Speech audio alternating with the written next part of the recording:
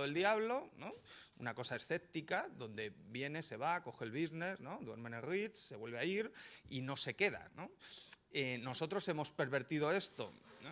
Puede que tuviera algún sentido al principio si hubiera sido una intervención rápida de comando, ¿no? Pero esto es un hospital de infecciosos. Entonces, claro, la gente que tiene la garantía del papel, ¿no? Va a machacar a las sociedades y a obligarles a hacer ajustes. Entonces, claro, pretender luego que, ¿no? Ahora me hace gracia que digan, es que estamos preocupados por lo que se plantea para el Parlamento Europeo de las próximas elecciones. Hombre, lo has provocado tú. Es que alguien pensaba que esto iba a salir gratis. Que el tipo que tiene el control de un papel y que da garantía para irte a tomar unas cañas y ver un partido, ¿no? Vaya a machacar una sociedad que quieres que encima estén dando palmas y amando el euro. Evidentemente, evidentemente. A la Comisión Europea le pasa un poco lo mismo, ¿no? También es verdad que su papel está más justificado porque realmente es la institución que se creó desde el centro para hacer cosas que no se podía hacer desde los países, o sea que, pero en el caso del BCE es un error estratégico haber entrado ahí, ¿no? Y luego el gran error de Europa, ¿no? Es no dejarse asesorar por los médicos, ¿no? Esto de la automedicación, porque lo he visto por internet, ¿no? ¿Qué sabe la señora Merkel y todos sus asesores de crisis de deuda? Nada, ¿no? Si viene el Fondo Monetario y hace un papel de 50 páginas diciendo que en Grecia se han cometido errores, que los multiplicadores fiscales que se utilizaron para hacer las proyecciones del programa eran equivocados, que nos hemos equivocado y que hace falta una reestructuración urgente de la deuda griega, uno escucha al médico. Y hace lo que le dice el médico. Pues no, ¿no? Nosotros tenemos un comisario, ¿no? Que dice que el médico se equivoca porque, ¿no? Pues no sé por qué, porque él todavía no ha justificado, se atreve a discutir con Olivier Blanchard, que seguramente le van a dar un premio Nobel de Economía, yo enseño economía con su libro, o sea que todo este tipo de gestiones y de gobernanza es lo que está fallando en Europa, ¿no? A mí, y yo lo he escrito en el libro y lo creo de corazón, a mí me gustaría que el euro siguiera y lo que no sé si ya, ¿no? Y por contestar a Antonio ya, ¿no? Que me enrollo siempre, claro que hay una diferencia, Antonio. España se ha transformado en los últimos 25 años. Hace 25 años hacíamos muy pocas cosas para exportar y hoy tenemos un abanico de bienes de exportación muy diversificado. Grecia no. Entonces, la duda en Grecia es, le reestructuro, le bajo la deuda a un nivel razonable, le pongo unos tipos de interés muy bajos, le doy 10 años de carencia para pagar. ¿Va a conseguir crecer dentro del euro con toda la reestructuración? Mi opinión es que no. Necesita una inyección de devaluación del tipo de cambio, volver a retornar a su nivel de competitividad y salir. Luego dicen que puede volver a entrar, bueno, ya veremos, ¿no? No creo que nadie que haya pasado por ese proceso quiera volver a entrar, pero en el caso griego y portugués hay más dudas. Yo creo que en el caso irlandés y en el caso español nos equivocamos con la burbuja, nos equivocamos con el sistema bancario, pero si tú quitas esas dos cosas, España e Irlanda tienen capacidad para seguir dentro del euro y crecer, ¿no? Yo con los otros dos tengo dudas. ¿Puedo simplemente decir una cosita, moderadora, en relación con Alemania y los casos de Alemania e Italia? A ver, en las uniones monetarias alemana e italiana había previamente una unión política que quería, el precipitado de esa unión política y de esa convicción en torno a que se quería crear un Estado-nación, era la unión monetaria. Por eso funcionan. Pero no hay absolutamente ningún caso en la historia en el que, sin haber ese compromiso y esa voluntad firme y manifestada por todas las partes de crear una unión política, se haya conseguido crear una unión monetaria. No existe. Y mi duda es si lo hay en Europa. En Europa yo creo que no la hay. Hay perspectivas radicalmente diferentes sobre qué queremos sobre Europa. Nosotros los españoles hasta ahora hemos sido muy europeístas y hemos querido una unión política, pero hay países como Reino Unido que no, la propia Alemania no sabemos en estos momentos dónde está, etcétera, etcétera. Con esos mimbres políticos es muy, muy difícil, yo diría imposible, generar una unión monetaria que funcione. Decir que había Bélgica y Luxemburgo, ¿no? Que tenían la misma moneda y nunca tenían el plan de hacer una... También un poco diferente. Tenemos aquí a la Comisión Europea, les recuerdo. Yo creo que ya vamos a pasar a las preguntas al público. Stuart se ha ofrecido hacer de azafato. Si alguien quiere un micro, yo se lo... De azafato cualificado con altos estudios, que esto es lo que ya saben que hay ahora, el empleo precario. Yo creo que empezamos por este caballero de la primera fila. antes de que le pasen el micro, esta idea de salirse del euro, de cambiar de divisa y tal, yo tengo un poco de miedo que ahora mismo esté politizada, ¿no?, por el asunto de Cataluña. No es que ponga yo en duda tus aportaciones, Antonio, sí, pero yo creo que puede servir, ahora mismo la veo como un poco bandera. Supongo que sabrán ustedes, hay un grupo de grandes economistas catalanes, casualmente son grandes economistas y son catalanes, que la mayoría de ellos son docentes en Estados Unidos y son catalanistas y pro separación. Entonces, cuando ayer el gobernador del Banco de España bueno, comentó que era imposible que Cataluña se saliera del euro porque entonces entraría en quiebra y tal, estas personas que también tienen probabilidades de recibir un Nobel, como tú dirías, José Carlos, capitaneadas por Xavier Sala y Martín, dijeron que era muy fácil salirse del euro, no sé cómo, porque en un tuit de 140 caracteres no cabe, y, bueno, y plantear una Cataluña con otro tipo de divisa, con lo cual, al parecer, es posible. Pero bueno, las preguntas para el público, por favor. Si tenéis especial interés en que les conteste alguien en concreto, pues se la hacéis. Y si no, la planteamos en la mesa y vamos dirigiéndola a quien parezca más pertinente. Gracias. Bueno, a lo mejor mi pregunta no entra dentro de los esquemas formales de un debate como este, pero la verdad es que todavía no he encontrado nadie, ninguna institución, ninguna persona que sea capaz de darme una respuesta a, bueno, pues, a la situación personal en la que me encuentro en representación de muchísimos millones de personas.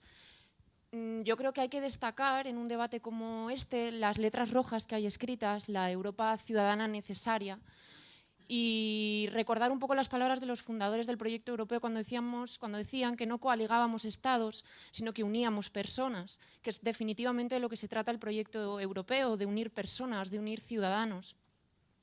Y a mí me gustaría que alguno de los ponentes o incluso algunas de las personas que están entre el público me pudieran contestar a la pregunta de cómo se le explica al ciudadano medio, al ciudadano de a pie, que debe seguir apostando por el proyecto europeo, que debe ir a la votación que va a haber en mayo con optimismo, votando cabalmente y dando la espalda a, pues, las opciones que se están poniendo, peligrosas opciones que se están poniendo sobre el tapete. Cuando, y repito, me erijo en un poco la representante de muchos millones de personas, porque formo parte de, en concreto, el 57% de las, o 56%, hay que ser optimistas, 56% de los jóvenes españoles que no tienen ningún empleo, cuando en mi caso, por ejemplo, soy triple licenciada en Gestión y Administración Pública, Ciencias Políticas y Periodismo por la Universidad Carlos III de Madrid, premio extraordinario de carrera, premio nacional, después de haber sido premio extraordinario. Y en 5 años desde que acabé la carrera, ninguna institución, entre las cuales están la Comisión Europea y otras instituciones de la Unión Europea, que no me han dado ni siquiera una beca para tener una primera oportunidad en la que desarrollar, pues, un poco mis capacidades profesionales. Y yo soy de las personas que en España cree que y porque soy joven y creo que puedo hablar en representación de los jóvenes, estoy en el rango de edad entre los 24 y los 27 años, en el cual creo que, bueno, pues los ciudadanos en ese rango de edad somos ciudadanos perdidos, no tenemos ningún tipo de opción. Y bueno, sí es cierto que aquí ha habido consideraciones macro, consideraciones y de las cuales entiendo, porque como he estudiado 3 carreras, soy capaz de entender y de seguir un debate como este, pero me gustaría una contestación a esta pregunta un poco más de ciudadano, un poco más de por qué debo seguir apoyando, por qué debo seguir confiando en el proyecto europeo cuando esta es mi realidad personal y, repito, la del 57% de los jóvenes españoles. ¿Alguien en particular en la mesa? Yo creo que le tocaría un poco al señor Borrell, la verdad. Vamos a ir contestando, yo creo que ella se merece su contestación. Yo preferiría contestar esta de forma separada, porque yo creo que se lo merece. Es cierto que tenemos que aterrizar un poco a la micro. Ya. Pero me da miedo mezclar muchos temas muy diferentes y este es muy... ya. Vale. Bueno, preferiría contestar a esta, si le parece a usted. Por supuesto, la pregunta es esas preguntas a las que no tienen respuesta fácil, y no quiero caer en la retórica de decir todo se arreglará, ¿no? Porque no sé si todo se arreglará. Y desde luego tu caso es uno de los muchos que me encuentro. Yo ahora estoy intentando seleccionar algún personal y la cantidad de jóvenes llenos de diplomas, de idiomas y de capacidades que superan las mías y que están como tú es realmente dramática, ¿no? Eso se arregla desandando lo andado en Europa? Tú me preguntas, ¿yo debo ir a votar con entusiasmo y alegría? No, con entusiasmo y alegría sin duda no. Pero ¿se arregla desandando el proceso de integración europea y volviendo cada país a su ámbito nacional? Pues no creo. No creo. Tú me dirás, sí, pero la crisis es consecuencia del intento de crear una unión monetaria que ha resultado fallido y de unas respuestas a esa crisis que probablemente la han agravado, y tú y todos tus colegas de generación están pagando los platos rotos de muchos errores. Para resolver esos errores, para solucionar esos errores, la pregunta es, ¿hay que profundizar en la integración europea o hay que echar marcha atrás? Más allá de que se vaya a votar en mayo o no. Pues yo sigo pensando que hay que profundizar en la integración europea, pero no de cualquier manera, no cualquier integración europea, ¿no? El euro fue una integración, un paso importante en la integración, pero hay que reconocer que no ha cumplido sus expectativas, al contrario, ha creado para algunos ciudadanos muchos más problemas, porque tú no has vivido directamente los 8 años de prosperidad inducida por el euro, ¿no? Los años del boom también han estado allí, y durante esos años del boom, pues muchos jóvenes encontraron un trabajo que ahora han perdido, ¿no? Ahora estamos muy mal, antes no nos tuvimos tanto. La bonanza de ayer no era sostenible, pero no por culpa del euro, sino por el uso que hicimos de él. O sea, no echemos la culpa al euro. El euro no nos obligó a construir casas en vez de fomentar el desarrollo y la innovación tecnológica. Eso lo hicimos nosotros. El euro, a fin de cuentas, cumplió las expectativas económicas que se habían puesto en él porque propició una bajada de los tipos de interés y una afluencia de capitales. Y nos colocó en el mejor de los mundos. Un gran flujo de capital a tipos de interés bajo, sin riesgo de devaluación. O sea, sin riesgo de cambio, con abundancia de capital y tipo de interés bajo. Oiga, ¿qué más quiere usted? Es la ocasión ideal para lanzar un desarrollo económico. Y lo hicimos, pero lo hicimos mal. Nosotros no supimos aprovechar las ventajas del euro. Y cuando llegamos al límite de un proceso que no era sostenible, se nos ha caído y ha creado la situación en la que tú estás. La pregunta que me haces es, ¿deberías tú y la gente como tú propiciar una ruptura del proceso de integración? No es eso lo que pregunto. Esa no era mi pregunta, porque yo, de hecho, estoy una absoluta confiada del proyecto europeo. Mi pregunta Entonces, sí, estoy. Además, es que yo creo que una ruptura del euro, en fin, me parece un poco absurdo planteárselo en estos momentos, no solamente por el tema de la deuda, sino también porque vivimos en un mundo globalizado, la vuelta a la realidad del derecho nacional.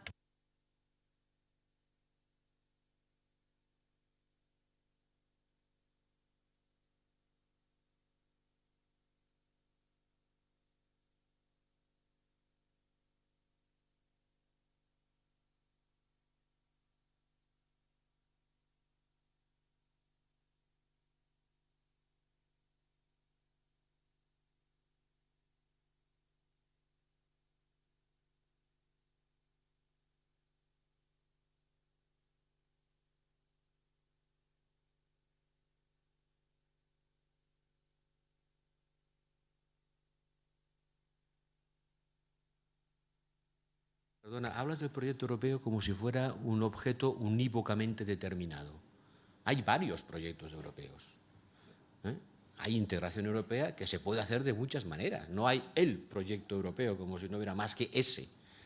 Hay muchas formas de integrarse y en algunas de esas formas nos hemos equivocado, nos hemos hecho mal. Mira, ya sé que no contesta tu pregunta, pero para preparar esto he echado mano de mis archivos y he encontrado una carta publicada en toda la prensa europea del año 98,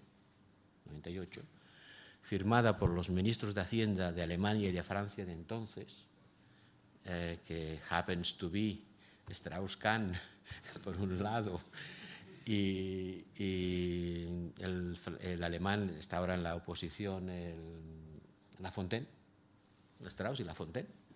Y en esa carta abierta que se titulaba cómo garantizar el euro o cómo sacar el mejor provecho del euro. Listaban una serie de cosas que había que hacer en el 98 para utilizar bien el euro y garantizar su supervivencia.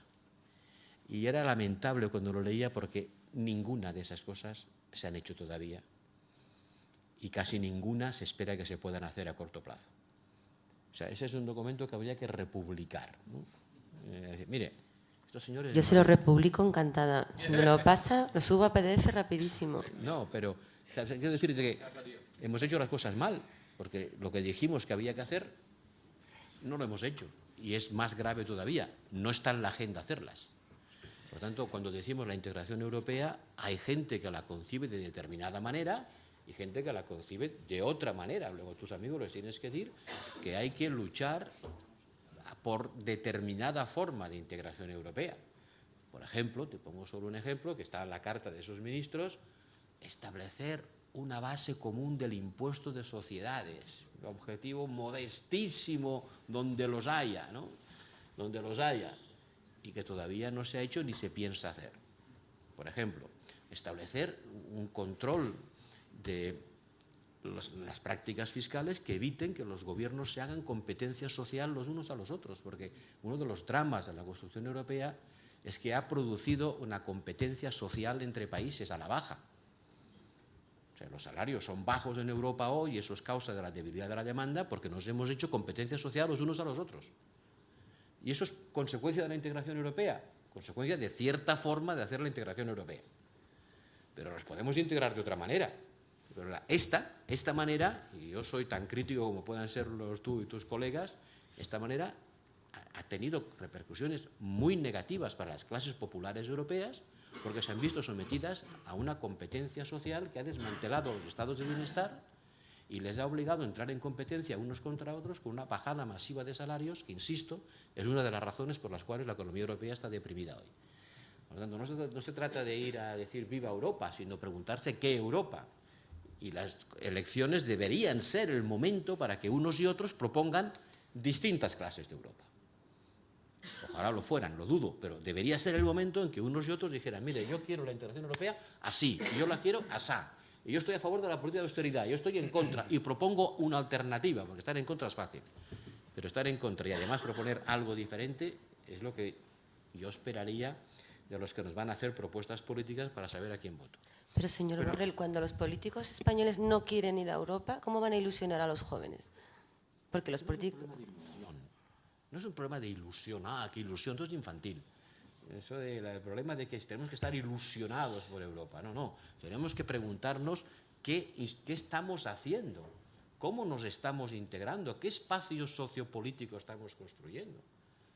Y el que hemos construido, yo lo siento mucho, pero tiene agujeros así de gordos en la clase de sociedad que a mí me gustaría construir a nivel europeo. Stuart, un segundito porque creo que José Carlos y Antonio quieren aportar yo te agradezco muchísimo la franqueza de la pregunta, que hayas sido valiente y has preguntado a través de tu situación personal, que es la situación. Yo soy profesor en la Carlos III y me encuentro gente que ha terminado la carrera en tu situación muchísimos días, me llaman, me comentan su situación, etc. Y te voy a ser igual de franco, si puedo. Aunque parezca un poco pesimista, pero tú preguntas qué razón tengo yo para ir luego a Alicante, me parece que has dicho, a Valencia, a decirles a mis amigos que tienen que votar, que tienen que moverse, La verdad es que muy pocas, sinceramente. Es decir, si en la carta esa que espero que el diario te publique, Pepe, fue escrita hace 10 años y se plantea toda una serie de cosas que hay que hacer y en 10 años todavía no se han hecho. Es decir, no podemos tener unas grandes dosis de esperanza en que las cosas van a cambiar en 2 años, en 1 año, en 4 años, etcétera, etcétera. Pocas razones tienes para ir a votar en mayo, pocas razones tienes para tener la esperanza de que la cosa va a cambiar. ¿Qué se puede hacer? Mantener una posición mucho más crítica. Decir claramente, así no. El otro día estaba mirando yo unos datos sobre la opinión pública española en relación con Europa. Es tremenda, es dramática. Los españoles tienen peor opinión de Europa que la que tienen los británicos en este momento. Y entre los jóvenes están entre los más euroescépticos de toda la Unión Europea. en lugar de intentar ver cómo explicábamos lo que está haciendo Europa, yo es que creo que la gente tiene razón para estar enfadada con Europa, porque desde hace mucho tiempo hay mucha gente que viene diciendo por aquí no, y no hay manera de que cambie. Entonces, lo que sí se puede hacer es tener una actitud mucho más crítica con Europa, eurocrítica, no euroescéptica, pero sí eurocrítica, y decir, por aquí no.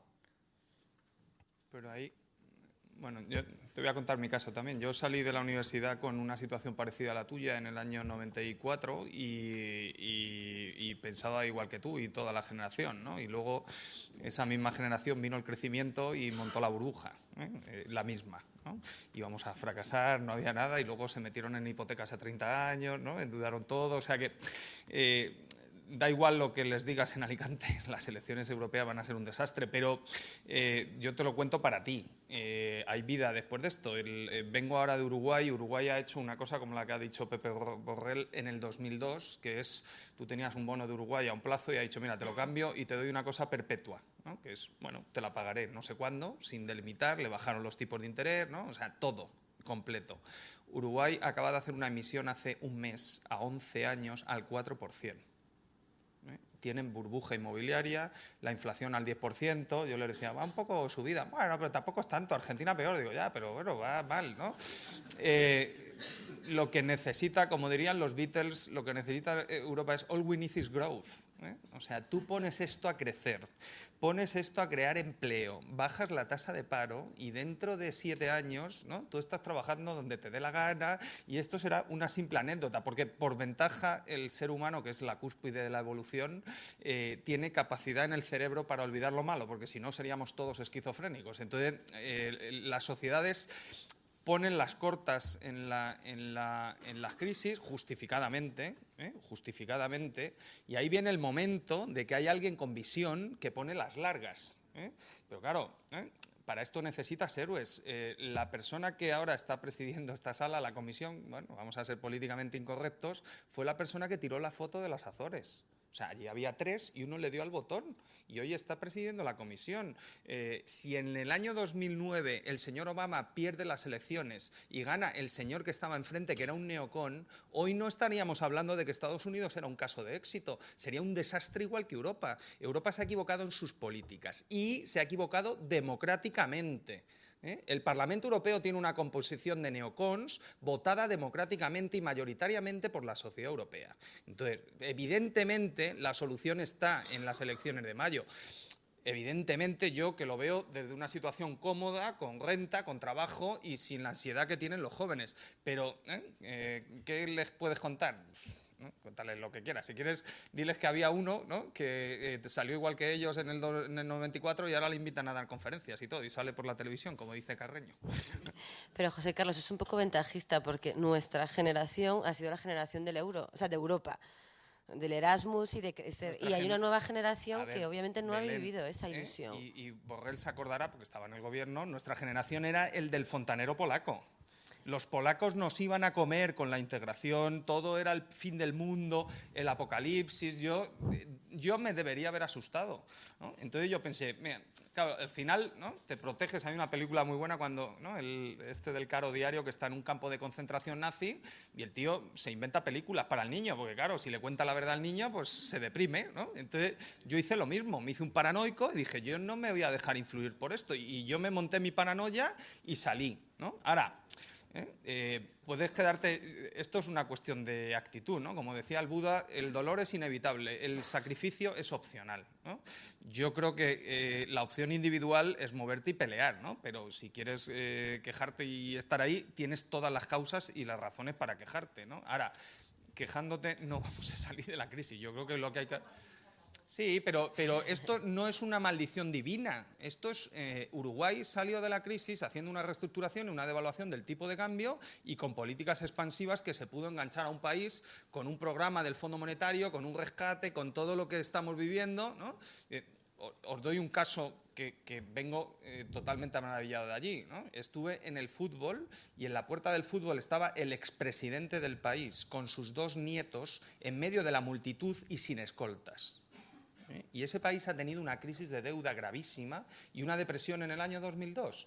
Entonces, el tema es si tú tienes capacidad política para cuando todo el mundo está asustado y va con las cortas, ¿no? Y nuestro gobierno va con las de posición para que venga alguien y tenga las largas, ¿no?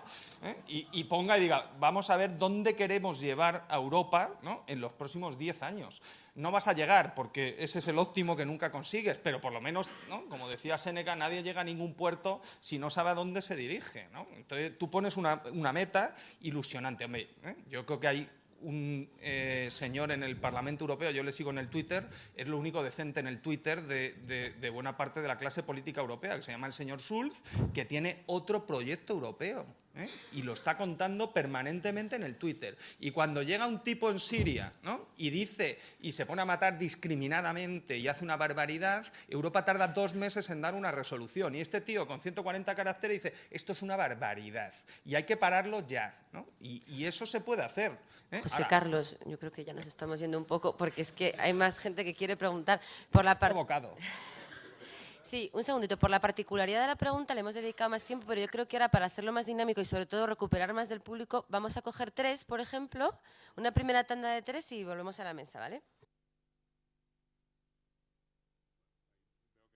Más de 3 preguntas, pero voy a empezar por uno que había pedido la palabra hace tiempo, que estaba ahí al fondo.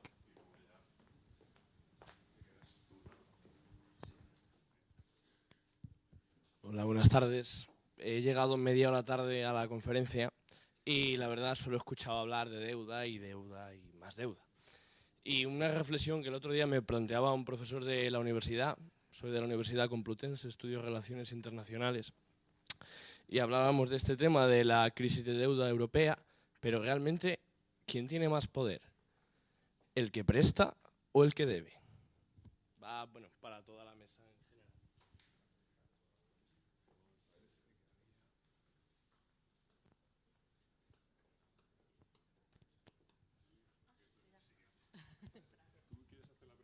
Bueno, buenas tardes a todas y a todos. Gracias a la mesa y gracias a la organización. Sobre todo porque yo no soy economista ni soy jurista, soy trabajadora social y por lo tanto mis conocimientos sobre economía son bastante rudimentarios y siempre aprendo. Pero claro, por mi situación, por mi profesión, pues yo me tengo que retrotraer, o perdón, no me tengo que retrotraer, tengo que aludir a ese concepto que debe ir unido al euro, que es el de la Europa ciudadana, como antes ha comentado la otra compañera que ha intervenido. Como trabajadora social he de decir que hace unos años trabajábamos con personas en riesgo de exclusión social y ahora trabajamos con personas en situación de pobreza severa. Claro, como dice el señor Borrell, hay muchas formas de concebir la integración europea. Yo siempre he pensado como europeísta, pienso que soy, aunque claro, me encuentro bastante decepcionada en este sentido, que el proceso de integración europeo iba paralelo, la integración económica y monetaria con la integración social, el modelo social europeo y todos esos conceptos con los que hemos vivido y hemos crecido en nuestra infancia, en nuestra adolescencia, juventud, posjuventud, y esos mitos ahora se caen.